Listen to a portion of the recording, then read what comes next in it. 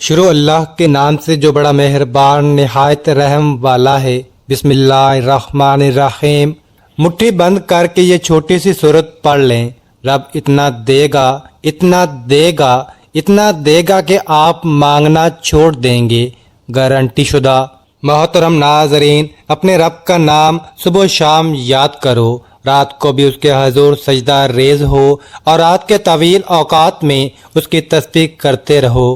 یہ ہے زاد راہ، صبح و شام اللہ کا نام لینا اور طویل راتوں میں اللہ کی پاکی بیان کرنا، اس سرچشمے سے رابطہ بحال رکھنا جہاں سے قرآن کریم کا نزول ہو رہا ہے۔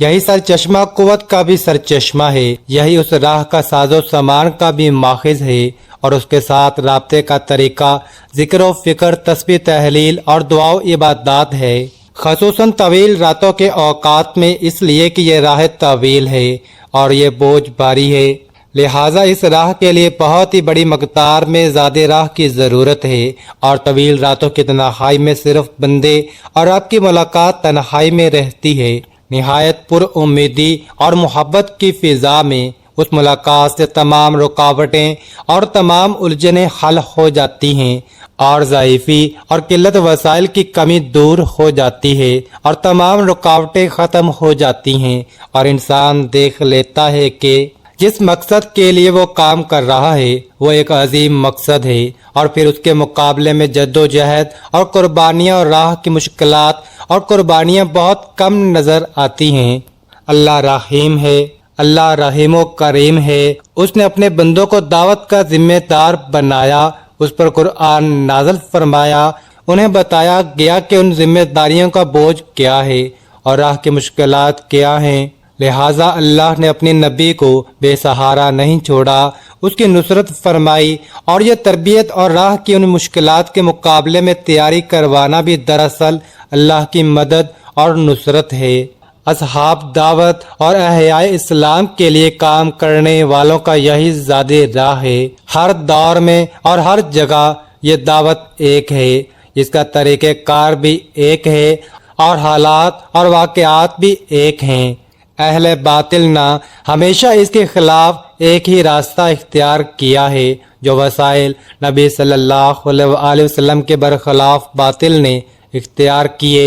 ہر باطل ہر حق کے خلاف استعمال کرتا ہے، ہمیشہ باطل ایک ہی قسم کے اسباب و وسائل لے کر حق کے مقابلے میں آتا ہے، لہٰذا حق کے اسباب اور وسائل بھی وہی ہونے چاہیے جو اللہ نے اختیار کیے ہیں۔ اللہ تبارک و تعالیٰ نے انسان کو بے شمار نعمتوں سے نوازا ہے، اور اگر وہ ان نعمتوں کو شمار کرنا چاہے تو شمار بھی نہیں کر سکتا۔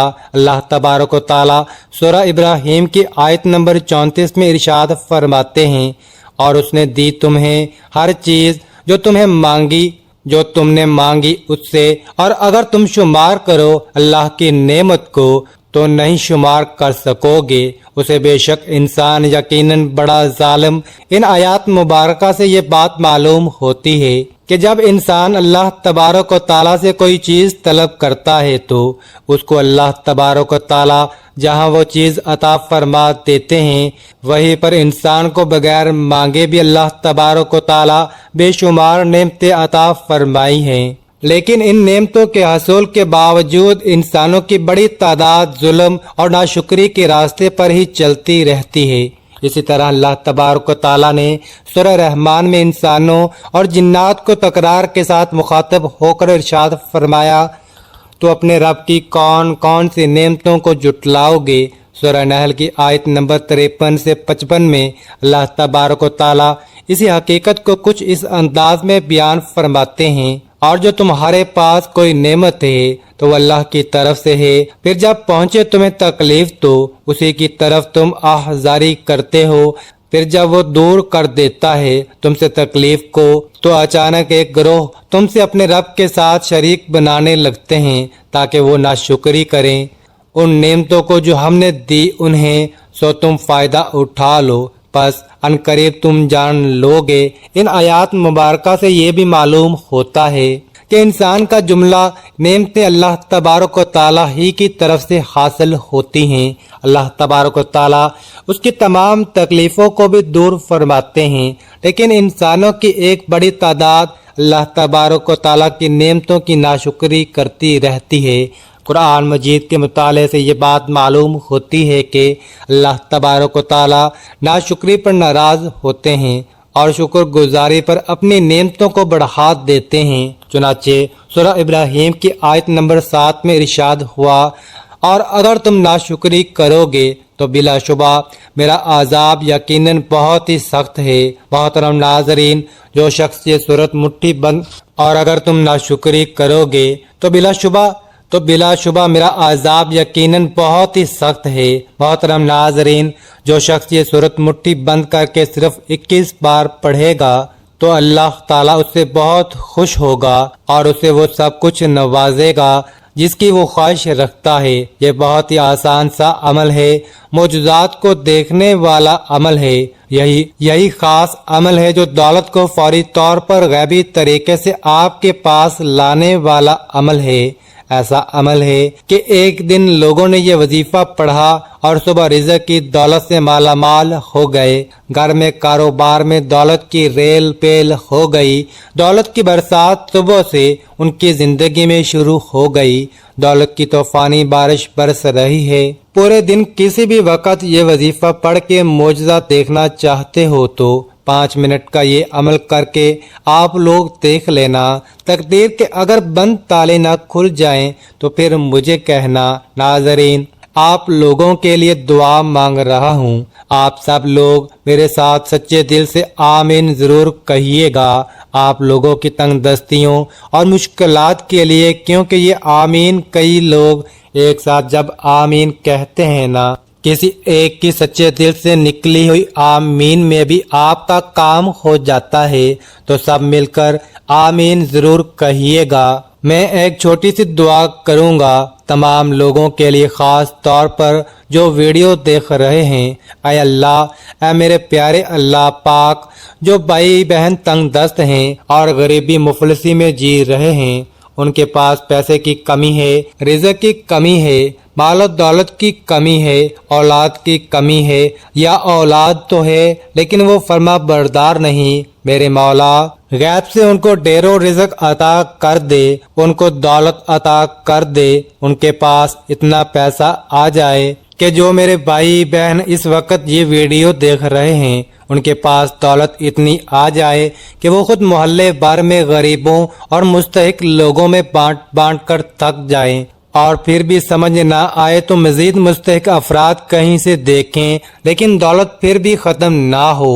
اے میرے اللہ پاک، جو لوگ پریشان حال ہیں، اے میرے مولا پاک، تو ان کی مدد کر دے، تمام دنیا کے مسلمانوں کی مدد کر دے، آمین۔ اے اللہ پاک، ہم نے جو کچھ بھی مانگا ہے وہ سب کچھ ہمیں اپنے فضل و کرم سے عطا کر دے، اور جو نہیں بھی مانگ سکے وہ بھی ہمیں عطا کر دے، آمین سم آمین۔ میرے بھائیوں، آمین لازمی کہیے گا۔ ناظرین، یہ وظیفہ آپ نے اللہ پاک پر پورا یقین اور اپنے اللہ سے امید رکھتے ہوئے کرنا ہے۔ کسی بھی صورت آپ کو مایوس نہیں ہونا، کیونکہ اچھے اور برے حالات ہمیشہ کے لیے نہیں ہوتے۔ محترم ناظرین، مٹھی بند کر کے یہ عمل کرنے سے دولت کے ڈھیر لگ جائیں گے، غیب سے دولت کا انتظام ہو جائے گا۔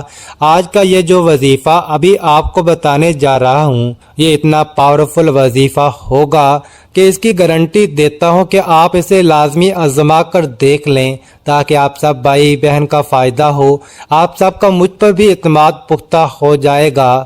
میرے بتائے ہوئے وظیفے سے کسی کی زندگی بدل گئی ہے۔ محترم ناظرین کرام، آپ نے صرف ایک تسبیح کرنی ہے، اس کام میں آپ کے زیادہ سے زیادہ 10 منٹ ہی لگیں گے یہ ایک تسبیح کرنے میں، لیکن اس کی جو فضیلتیں ہیں، جو برکتیں ہیں، ان کے جو کمالات ہیں، وہ آپ اپنی آنکھوں سے خود دیکھ کر حیران رہ جاؤ گے۔ جب آپ خود دیکھو گے کہ یہ سب کچھ کیسے ہو رہا ہے تو آپ سب مجھے دعائیں دیں گے، اللہ تعالیٰ کی طرف سے ایسے ذرائع بنیں گے، آپ کی ایسی غیبی خزانوں سے مدد ہوگی کہ آپ حیرت سے دیکھتے رہ جاؤ گے۔ وہ لوگ بھی ادب سے بات کریں گے جو پہلے آپ کے ساتھ بولنا بھی گوارا نہیں کرتے تھے، بلکہ بولنا تو دور وہ آپ کی طرف دیکھنا بھی پسند نہیں کرتے، کیونکہ ناظرین یہ تسبیح بہت ہی طاقتور تسبیح ہے۔ یہ جو کلمات میں آپ کو بتانے جا رہا ہوں، اس کو پڑھنے کے بعد انشاءاللہ آپ کے گھر میں جو بھی مسائل ہیں، دولت کو لے کر ہیں، گھریلو پریشانیاں ہیں، رشتوں کی بندش ہے یا پھر جادو ٹونے کے مسائل ہیں، اس وظیفے سے وہ سب حل ہوں گے اور اتنی دولت ملے گی کہ آپ کے گھر میں جتنے بھی مسائل ہیں دولت کی وجہ سے وہ دور ہو جائیں گے۔ اللہ کے حکم سے کوئی تنگ دستی نہیں ہوگی، آپ کے گھر میں خوشحالی ہوگی، آپ کے پورے گھر میں اچھا کھائیں گے اور اچھا پہنیں گے، کیونکہ آج کل دنیا میں آدھے سے زیادہ مسائل دولت کے ہی ہیں۔ اس لیے جب انشاءاللہ اللہ کی طرف سے آپ کو بے شمار دولت ملے گی تو آپ اچھی طرح سے اپنی بیماری کا علاج بھی کروا سکیں گے، ایک اچھی زندگی گزاریں گے اور معاشرے میں بھی سر اٹھا کر چلنے کے قابل ہوں گے۔ دولت سے آپ اپنے بچوں کو اچھی تعلیم بھی دے سکیں گے، بیٹیوں کو کسی اچھی سی جگہ شادی بھی کر سکیں گے، لیکن یہ سب تب ہوگا جب آپ کو ڈھیر ساری دولت ملے گی، اور اس کے لیے یہ وظیفہ آپ نے اچھی طرح کرنا ہے۔ ویڈیو احتیاط سے اور مکمل دیکھنی ہے، ورنہ پھر سمجھ نہیں آئے گا اور وظیفہ بھی ٹھیک طرح سے اثر نہیں کرے گا، اور پھر آپ لوگ مجھے کامنٹ کر کے اس وظیفے نے تو اثر ہی نہیں کیا، اس وظیفے کا قصور نہیں ہوتا، اس میں وظیفے کا قصور نہیں ہوتا، بلکہ اصل میں غلطی آپ لوگوں کی ہی ہوتی ہے۔ آپ وظیفہ پورا سنتے ہی نہیں۔ اگر آپ نے اپنی زندگی سنوارنی ہے تو ویڈیو مکمل دیکھنا ناظرین، یہ وظیفہ بہت طاقتور ہے۔ وظیفے کا طریقہ کار آپ اچھی طرح جان لیں ناظرین، یہ وظیفہ آپ کسی بھی وقت کر سکتے ہیں، اس کے لیے کوئی ٹائم کی پابندی نہیں، جب آپ کو ٹائم ملے آپ اس وقت اس کو کر سکتے ہیں، اور کوئی بھی میرا بہن بھائی کر سکتا ہے۔ میری طرف سے مکمل اجازت ہے، مرد اور عورت دونوں اس وظیفے کو کر سکتے ہیں، کیونکہ اس میں کوئی پابندی نہیں، لیکن ایک شرط ہے کہ اس وقت آپ بالکل پاک صاف ہوں، آپ کا کامل وضو ہو۔ جب پاک صاف اور باوضو ہو کر آپ خدا کی بارگاہ میں بیٹھتے ہیں تو آپ کا یہ عمل اللہ تعالیٰ کو بہت پسند ہے۔ بہت سی احادیث میں صفائی کے بارے میں آیا ہے، اس لیے آپ نے صفائی کا خیال رکھنا ہے، اس لیے آپ نے وظیفہ کرتے وقت وضو میں ہونا ہے۔ لیکن آپ اس وظیفے کو کسی بھی نماز کے بعد کریں گے تو یہ بہتر ہوگا، کیونکہ آپ نے اسی وقت اللہ تعالیٰ کا ذکر کیا ہوگا اور آپ پاک صاف بھی ہوں گے اور آپ کا وضو بھی ہوا ہوگا۔ لیکن آپ میری ایک بات یاد رکھیں کہ نماز پڑھنے کے بعد آپ نے سوچا کہ ابھی تھوڑا سا کام کر لوں یا کسی سے باتیں کر لوں پھر وظیفہ کر لیں گے، آپ نے ایسا نہیں کرنا، کیونکہ اس طرح کسی بھی وجہ سے آپ کا وضو ٹوٹ جائے، بلکہ آپ نے نماز پڑھنے کے بعد کسی سے بھی کوئی بات نہیں کرنی اور اسی جگہ بیٹھے بیٹھے یہ وظیفہ کرنا ہے۔ سب سے پہلے آپ نے درود پاک پڑھنا ہے۔ اعوذ باللہ من الشیطان الرجیم، بسم اللہ الرحمن الرحیم۔ اللہم صل علی محمد وعلی آل محمد کما صلیت علی ابراہیم وعلی آل ابراہیم انک حمید مجید۔ اللہم بارک علی محمد وعلی آل محمد کما بارکت علی ابراہیم وعلی آل ابراہیم انک حمید مجید۔ آپ صلی اللہ علیہ وآلہ وسلم کی ذات پر درود شریف اچھی طرح آپ نے نبی پاک صلی اللہ علیہ وآلہ وسلم پر پڑھ لینا ہے۔ یہی دونوں کلمات آپ نے پڑھنے ہیں، یہی 7 مرتبہ۔ پھر آپ نے درود ابراہیمی پڑھ لینا ہے، اور پھر اس کے بعد آپ 41 مرتبہ پڑھو گے سبحان اللہ و بحمدہ سبحان اللہ العظیم۔ یہ کلمات جب آپ 41 مرتبہ پڑھ لو گے تو آپ نے ایک مرتبہ پھر آپ صلی اللہ علیہ وآلہ وسلم کی ذات مبارک پر دوبارہ درود پاک ابراہیمی پڑھنا ہے۔ اس کے بعد آپ نے مٹھی بند کر لینی ہے اور مٹھی بند کرنے کے بعد یہ سورت پڑھنی ہے۔ بسم اللہ الرحمن الرحیم انا اعطیناک الکوثر فصل لربک وانحر ان شانئک هو الابتر۔ سورت کوثر کی پڑھنی ہے اور پھر درود پاک پڑھنا ہے۔ أعوذ بالله من الشيطان الرجيم بسم الله الرحمن الرحيم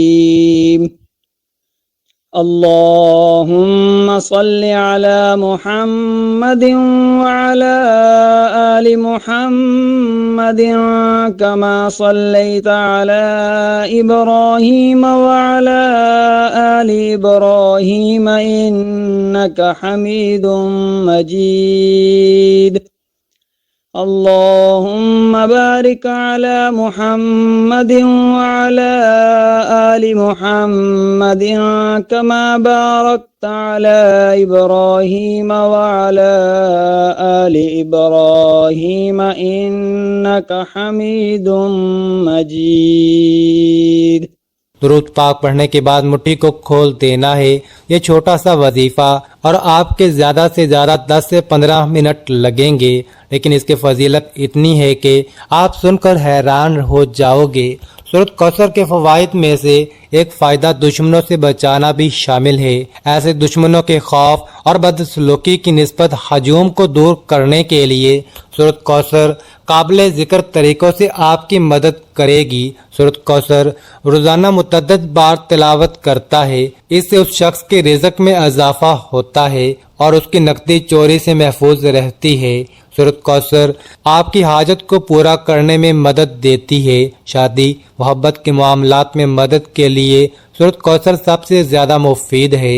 سورت کوثر پڑھنے کے فائدے سن لیں۔ نمبر 1، دشمنوں کی پریشانیوں سے محفوظ رہتا ہے۔ اس سورت کو پڑھنے کا فائدہ یہ ہے کہ دشمنوں سے اللہ تعالیٰ کی حفاظت ہو جائے گی۔ نمبر 2، نئے جنم کو زندہ بچانا۔ جس کے بچے پیدائش کے بعد زندہ نہ رہیں وہ نماز فجر کے بعد 41 دن تک سورت کوثر کی متعدد بار تلاوت کرے، انشاءاللہ سورت کوثر کی برکت سے وہ زندہ رہے گا۔ نمبر 3، محفوظ زندگی کے لیے اللہ کی عطا اور سورت کوثر سے زندگی محفوظ رہتی ہے۔ نمبر 4، کاروبار کو بڑھانے اور چوری سے بچانے کے لیے جو شخص سورت کوثر کو روزانہ کئی بار پڑھتا ہے اللہ تعالیٰ اس کے کاروبار کو وسعت دے گا اور اس کے علاوہ اس کے مال کو چوری سے بچا لے گا۔ نمبر 5، مضبوط حافظے میں مدد کرنے کے لیے جو شخص سورت کوثر کو 129 مرتبہ پڑھے گا اسے ہمیشہ کچھ بھی یاد رہے گا اور اس کی قوت حافظہ مضبوط ہوگی۔ نمبر 6، شادی کے لیے مددگار۔ شادی کے لیے سورت کوثر کی تلاوت کرنے سے خیالات کو متاثر کرنے والی برکات پیدا ہوتی ہیں۔ سورت کوثر شادی کو برکت دیتی ہے۔ یہ وظیفہ ایک مؤثر اسلامی درخواست ہے اور مناسب فرد تک پہنچنے میں مدد فراہم کرتی ہے۔ نمبر 7، محبت کے لیے مددگار۔ محبت کی شادی میں بھی سورت کوثر فائدہ مند ہے۔ اپنی نماز ختم کرنے کے بعد 21 کالی مرچ اپنی ہتھیلی میں رکھیں۔ سورت کوثر کی تلاوت کے بعد کالی مرچ کا پاؤڈر میں پیس دیں۔ کالی مرچ کا پاؤڈر کھانے میں استعمال کریں۔ نمبر 8، خواہش پوری کرنا۔ اگر کسی بھی شخص کو کسی خواہش کی ضرورت ہو تو سورت کوثر اس کی حاجت پوری کرنے کے لیے سب سے زیادہ فائدہ مند ہے۔ نمبر 9، سورت کوثر جنت میں ایک ندی ہے۔ چند سچائیاں ہیں جن کے بارے میں سورت کوثر کو جنت میں آبی گزرگاہ سے تعبیر کیا گیا ہے۔ یہ بھی کہا جاتا ہے کہ اس میں پانی ہوتا ہے جو دودھ سے زیادہ سفید اور ذائقہ شہد سے زیادہ ہوتا ہے۔ یہ سلسلہ سورت کوثر کے انکشاف سے شروع ہوا۔ نمبر 10، زندگی میں کامیابی حاصل کرنے کے لیے روزمرہ کی زندگی میں ترقی کے لیے 33 مرتبہ سورہ کوثر کی تلاوت کریں۔ نمبر 11، اللہ کی رحمت حاصل کرنا۔ سورہ کوثر کی تلاوت سے اللہ سے عزت کی اپیل اور رحمت حاصل کیا جا سکتی ہے۔ محترم ناظرین، سورہ کوثر قرآن مجید کی مختصر ترین سورت ہے۔ اس سورت کو مسلمانوں میں خوشی اور تکمیل پیش کرنے کے لیے سمجھا جاتا ہے۔ اللہ تعالیٰ نے اسی طرح ایک مسلمان کا اپنے بنانے والے کے ساتھ جوڑنا بھی بیان کیا۔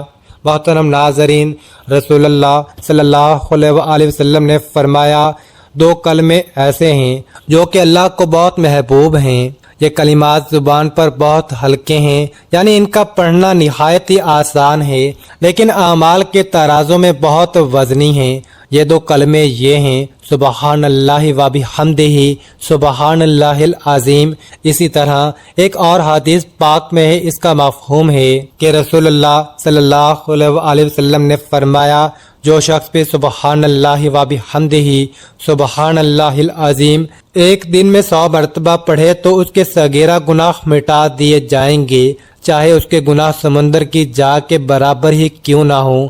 صغیرہ جو چھوٹے چھوٹے گناہ ہو جاتے ہیں۔ اسی طرح صحیح مسلم کی ایک اور حدیث پاک ہے کہ رسول اللہ صلی اللہ علیہ وآلہ وسلم نے فرمایا، جو شخص بھی صبح و شام سبحان اللہ و بحمدہ، سبحان اللہ العظیم 100 مرتبہ پڑھے تو قیامت کے دن اس سے افضل عمل کسی کا نہیں ہوگا سوائے اس شخص کا جس نے اس کے برابر یا اس سے زیادہ کلمات کو پڑھا ہوگا۔ دیکھیں کتنی اس کی فضیلتیں ہیں۔ مختلف احادیث کی روشنی میں یہ بہت طاقتور وظیفہ ہے۔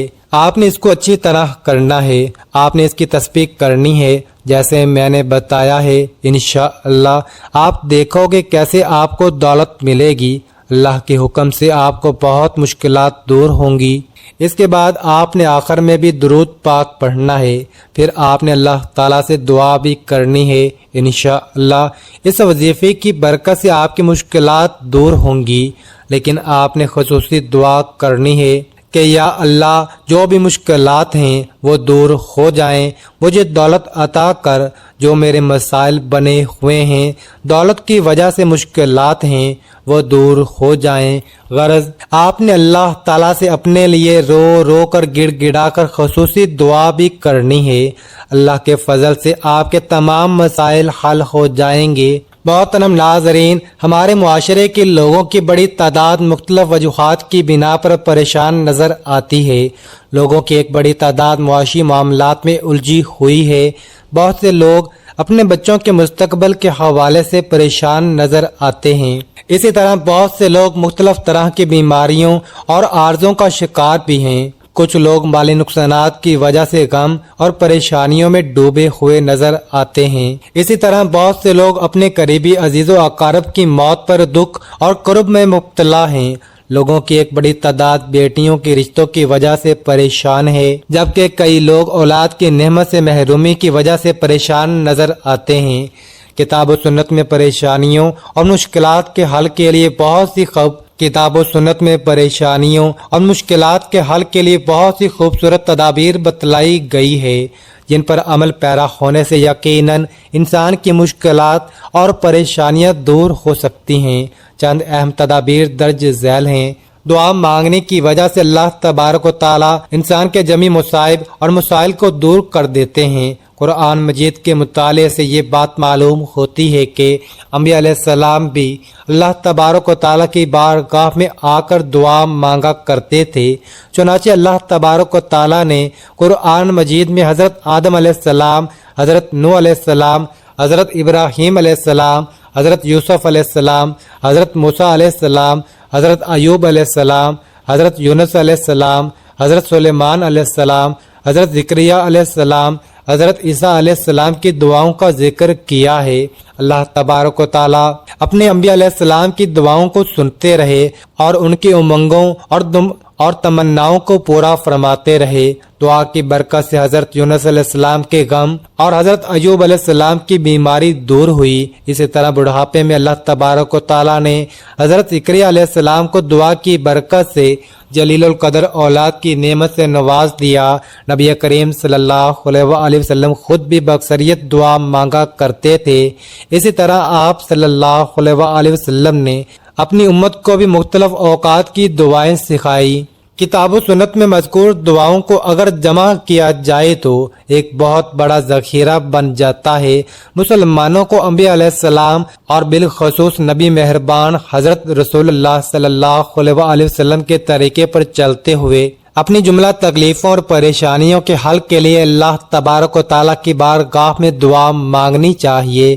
اللہ تبارک و تعالیٰ کی بارگاہ میں آ کر دعا مانگنے سے اللہ تبارک و تعالیٰ یقیناً اپنی بڑی سے بڑی مشکل کو دور فرما دیں گے۔ اللہ تبارک و تعالیٰ کی بارگاہ میں آ کر دعا مانگنے سے اللہ تبارک و تعالیٰ یقیناً ہماری بڑی سے بڑی مشکل کو دور فرما دیں گے۔